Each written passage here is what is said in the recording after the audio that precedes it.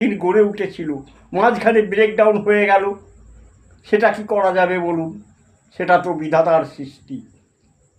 তাই আর বেশি কথা না বলে যথাযোগ্য জায়গায় সম্ভাষণ জানিয়ে ভিডিওটা শুরু করছি। নমস্কার। ওই পাড়ার ওই দাদা যদু নিশিরাতে ফুলে ফুলে খেয়ে বেড়ায় মধু। দিনের বেলায় ভালো মানুষ তিনি, মহান যোগী সাধু। কথায় কথায় লোকের সমালোচনা, চরিত্রের দোষ ধরা, একটু গায়ে পড়া। নিজের জীবনটা তার গন্ধ পাঁকের মতো আবর্জনায় ভরা। লোককে কথায় কথায় করে ফেলেন কাত, আর রাতের বেলায় মারের রাতের ফোঁটা ফুলের জাত। সবাই তাকে চেনেন, গণ্যমান্য লোক। নজর ভালো নয় তার, টেরা মতন চোখ। কোন রমণী দেখলে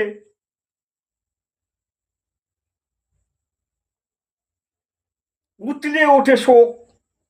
আহা আহা করেন, হাতটা চেপে ধরেন। নজরে পড়েন, আর কি ছাড়েন? সুযোগটার অপেক্ষায় থাকে, রাতের বেলায় মধু খায় যেন মৌচাকে। সবাই জানেন তিনি সদাশয়, সমাজে গণ্যমান্য মহাশয়। সাহস দেখিয়ে কেউ কিছু বলতে পারেন না, তাই তিনি সুযোগের সদ্ব্যবহার করতে ছাড়েন না। কিন্তু কথায় আছে না, পাপ না ছাড়ে বাপ।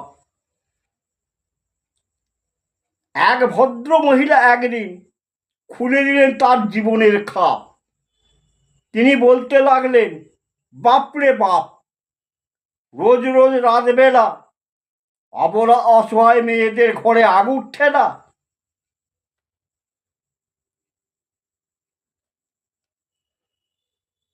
লোকটা আপনি বড্ড মন্দ, আপনার শরীরে চরিত্রের সাথে আবর্জনার পাঁকের গন্ধ।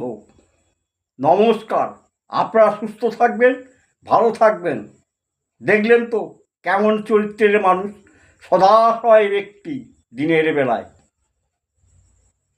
নোংরা আবর্জনার পাকে ভরা। তেমন লোক যদি সমাজে থাকে, কি করবেন আপনারা ভাবুন। আপনাদের হাতেই ভার ছেড়ে দিলাম। তাই ভিডিওটা আর লেন্দি না করে